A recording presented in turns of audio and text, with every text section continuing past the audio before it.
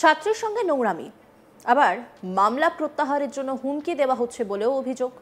ঘটনাটি ঘটেছে উত্তর 24 পরগনার অশোকনগরে।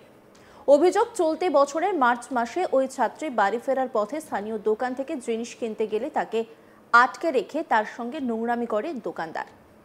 এরপরে ওই ছাত্রী বিষয়টি তার পরিবারে জানালে অশোকনগর থানায় লিখিত অভিযোগ দায়ের করা হয়। অভিযোগের ভিত্তিতে গ্রেপ্তার করা হয় অভিযুক্ত শফিক মণ্ডলকে। অভিযোগ, তারপর থেকেই ছাত্রীর পরিবারকে হুমকি দিতে শুরু করে তৃণমূল নেতা তথা হাবড়া 2 নম্বর পঞ্চায়েত সমিতির কর্মাধ্যক্ষ প্রবীর মজুমদার ওরফে গুপি, যার জেরে নিরাপত্তাহীনতায় ভুগতে শুরু করে নাবালিকার পরিবার। এই মর্মে মুখ্যমন্ত্রী সহ একাধিক জায়গায় লিখিত অভিযোগ জানানো হয়েছে। নির্যাতিতার মা তিনি কি বলেছেন শুনব। গুপি বলেছে যে মামলাটা তুলে নিতে টাকার অফার করেছিল, মোটা অ্যামাউন্টে টাকা দেব, মামলাটা তুলে নাও, তারপরে গ্রামে বিচার করব, সঠিক বিচার দেব, এরকম আমাকে। এটা 25 তারিখে রাত্রেই বলা হয়েছে আমাকে। এই মাসের 25 তারিখ না, তাহলে যেদিন ঘটনা ঘটেছিল হ্যাঁ সেই সময়। তারপর থেকে আমি ওনাদের কথা শুনিনি বলে আমাকে 25 তারিখেই রাত 2টোর সময় আমাকে মানে অনেক লোক পাঠায়, গুপি নামের ব্যক্তি আর রঞ্জিত নামের ব্যক্তি, মানে মদ টদ খাইয়ে অনেক লোক পাঠায় আমার বাড়িতে, হুমকি দিচ্ছে ঘর বাড়ি জ্বালিয়ে দেব, এখানে থাকতে দেব না, মানে তোমাদের এখান থেকে তাড়িয়ে দেব, আরও তোমার স্বামীকে ফাঁসাবো, মানে নানানভাবে আমাদেরকে টর্চার করা হচ্ছে সেই থেকে এখনও পর্যন্ত একভাবে। তো আমি আমার হাজবেন্ডকে, আমার হাজবেন্ড আমার মেয়েকে নিয়ে কোথাও বেরোতে পারছি না, কোথাও যেতে পারছি না, আতঙ্কের ভিতরে আছি। আর কোথাও যেতে গেলে আমাদের ফলো করা হচ্ছে, মানে আমাদের ভীষণভাবে টর্চার করা হচ্ছে। গুপি নামের ব্যক্তি, আমি চাইছি যে ওই গুপি নামের ব্যক্তি আর যে রঞ্জিত সিং, ওরা যে এই যে ওই পার্টিটার বদনাম করছে, এই পার্টিতে থাকার ওদের কোনো অধিকার নেই। তৃণমূল পার্টি, ওদের এই পার্টির মধ্যে থাকার কোনো অধিকার নেই। যারা গরিব মানুষের পাশে দাঁড়ায় না, যারা সাহায্য করে না, তাদের এই পার্টিতে থাকার কোনো অধিকার নেই। আমি মানে বারবার করে চাইবো, মানে সবার কাছে হেল্প চাইবো যেন এই মানুষদের প্রতি মানে কড়াভাবে বিচার করা হোক, আর আমার বিচার, সঠিক বিচার পাইয়ে দেওয়া হোক। আমি যে আসামি, ওর ভালো বিচার, আমি যেন ন্যায্য বিচার পাই। আমি বিচার পাচ্ছি না বলেই আমরা আতঙ্কের ভিতরে আছি। এই বিষয়ে নির্যাতিতার পক্ষের আইনজীবী জানান, তার মক্কেলদের হুমকি দেওয়া হচ্ছে। শুনে নেওয়া যাক কি বললেন তিনি। এই মুহূর্তে অভিযোগ, আমার যে কমপ্লেনেন্ট রয়েছে, যে ক্লায়েন্ট আমার, তাকে বিভিন্নভাবে হুমকি দেওয়া হচ্ছে মামলাটা উইথড্র করে নেবার জন্য, এবং বিভিন্নভাবে ভয় দেখাচ্ছে যাতে মামলাটা উইথড্র করে নেওয়া হয়। তবে আমার বিশ্বাস, আমাদের যিনি এসপি রয়েছেন ম্যাডাম প্রতীক্ষা ঝরঝরিয়া আইপিএস এবং স্পর্শ নীলাঙ্গী আইপিএস ম্যাডাম, এনাদের প্রতি আমার ভরসা আছে। এনারা নিশ্চয়ই বিষয়টা জানেন না, এনারা জানলে আশা করি ব্যবস্থা নেবেন। এবং আমরাও আজকে লার্নেড কোর্টের কাছে পেয়ার করব পুলিশ প্রোটেকশনের জন্য, এবং আজকে এর ডেট আছে, প্রোডাকশনের ডেট রয়েছে, সেখানে আমরা যাতে বেলটা রিজেক্ট হয় তার জন্য আমরা অবজেকশন দেবো। ঠিক আছে, ইতিমধ্যে তো অভিযুক্তকে গ্রেফতার করা হয়েছে, তার বিরুদ্ধে কি মামলা দেওয়া হয়েছে বা কি ধারায় মামলা? দেখুন, প্রথমে মামলাটা তো দিয়ে মামলাটা বোধহয় শুরু করা হয়েছিল, তার পরবর্তীকালে আমাদের এমপি ম্যাডামকে মনে হয় এই মানে আমার যারা ক্লায়েন্ট রয়েছেন তারা জানায়, এবং চাইল্ড কমিশন সেখানে আসেন, তাদের হস্তক্ষেপে সেটা অ্যাডিং সেকশন পেয়ার দেওয়া হয়, এবং মেডিকেলও সেরকমই কিছু রয়েছে। যদিও অভিযুক্ত শাসক দলের নেতা গুপি জানান, ঘটনার সময় তিনি কাশ্মীরে ছিলেন। সম্পূর্ণ মিথ্যা অভিযোগ, তাকে কালিমা লিপ্ত করতেই এই অভিযোগ আনা হচ্ছে। নির্যাতিতার পরিবারের পাশে তিনি সর্বদা রয়েছেন। গুপির দাবি, যদি তার বিরুদ্ধে আনা অভিযোগ সত্যি হয় তবে আইনি সাজা যা হবে সবটাই মাথা পেতে নেবেন। ঘটনায় বাসপোল গ্রাম পঞ্চায়েতের উপপ্রধান রঞ্জিত সিং এর নামও উঠে এসেছে। শুনে নেওয়া যাক কি বলছেন তারা।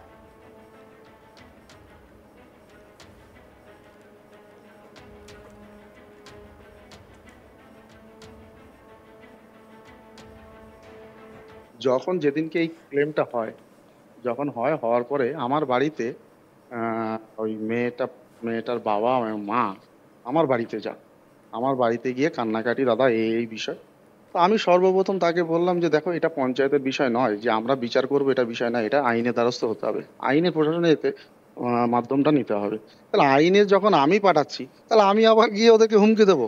এইভাবে মানে মিথ্যা করে, হ্যাঁ, রাজনৈতিক আমাকে কালিমালিপ্ত করা চেষ্টা চালিয়ে যাচ্ছে এরা। প্রথম কথা হচ্ছে এটা একদম সম্পূর্ণ ভিত্তিহীন এবং মিথ্যে কথা।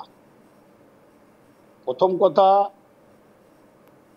এই কথা এই কারণে বলছি আমি, কারণ যখন ঘটনা হয় তখন আমি ছিলাম কাশ্মীরে।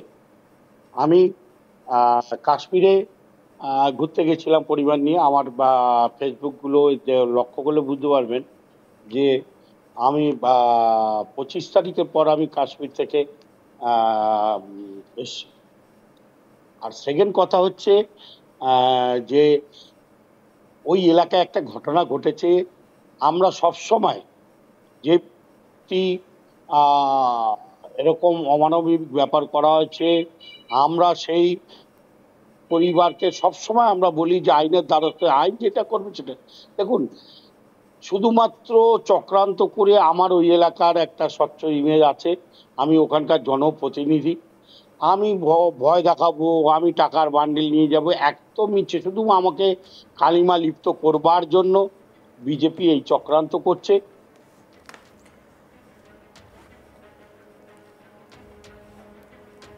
এদিকে এই ঘটনা প্রকাশ্যে আসতেই শাসক দলকে একযোগে আক্রমণ করেছে বাম ও বিজেপি। বিজেপি নেতা রাজীব পোদ্দার এবং সিপিআইএম নেতা আহমেদ আলী খান, তারা কি বলছেন শুনবো। এই তৃণমূলের নেতা মদন মিত্র দুদিন আগে কসবাকাণ্ডের ঘটনার পরিপ্রেক্ষিতে কি বলেছিলেন যে একা কেন গেছে, দরকার হলে তৃণমূলের লোকজন নিয়ে যেত বা তৃণমূলের কার্যকর্তাদের নিয়ে যেত। কিন্তু এখানে কি ঘটছে, তৃণমূলের কার্যকর্তারাই গিয়ে তাদের বাড়িতে গিয়ে প্রেশার ক্রিয়েট করছে যাতে মামলা উদ্ধার করার জন্য। কোন বাংলায় বসবাস করছি আমরা? এটা লজ্জা লজ্জা লজ্জা, প্রতিনিয়ত লজ্জার সম্মুখীন হচ্ছি আমরা। দাঁড়িয়ে একটা বলুন তো, একটা মানুষের চিন্তা ভাবনা কোন জায়গায় গেছে? মনুষ্যত্বকে একেবারে হারিয়ে গেছে এই সমাজে। সেখানে দাঁড়িয়ে মানুষ কোথায় যাবে? তার বাড়ির পরিবেশ নিরাপদ নয়, পাড়া নিরাপদ নয়, হসপিটাল নিরাপদ নয়, শিক্ষা প্রতিষ্ঠানে নিরাপদ নয়, আপনার পাড়াতে পড়তে যাবে সেই রাস্তাও নিরাপদ নয়, যেখানে পুরো বাজারের মধ্যে। তাহলে মানুষ কোথায় যাবে, কি করবে, বাঁচার উপায় কি? তাহলে কি একমাত্র পরিবর্তনে কি মানুষের বাঁচার উপায়? এটা শুধু অশোকনগরের ব্যাপার নয়, গোটা পশ্চিম বাংলা জুড়ে আমরা যদি দেখি, এই যে এখন পশ্চিমবাংলায় তৃণমূল কংগ্রেসের এই রাজ্যে 1 নম্বরে চলে গেছে। এখন এই সমস্ত বিভিন্ন দিকে যে কোনো, সে ল কলেজই হোক, আরজিকর হোক, যেখানে অশোকনগর হোক, সর্বত্রই এই সমস্ত সঙ্গে তৃণমূলের নেতাকর্মীরা জড়িত। ফলত তাদেরকে বাঁচাবার জন্যই তৃণমূল কংগ্রেসের নেতা নেত্রীরা, মন্ত্রী থেকে শুরু করে এই পাশেই যাচ্ছে, তো অবাক হওয়ার কিছু নেই। অন্যান্য খবরের আপডেটের জন্য অবশ্যই নজর রাখুন আজ তাক বাংলার ইউটিউব স্ট্রিমিংয়ে। লাইক, কমেন্ট, শেয়ার এবং সাবস্ক্রাইব করতে ভুলবেন না।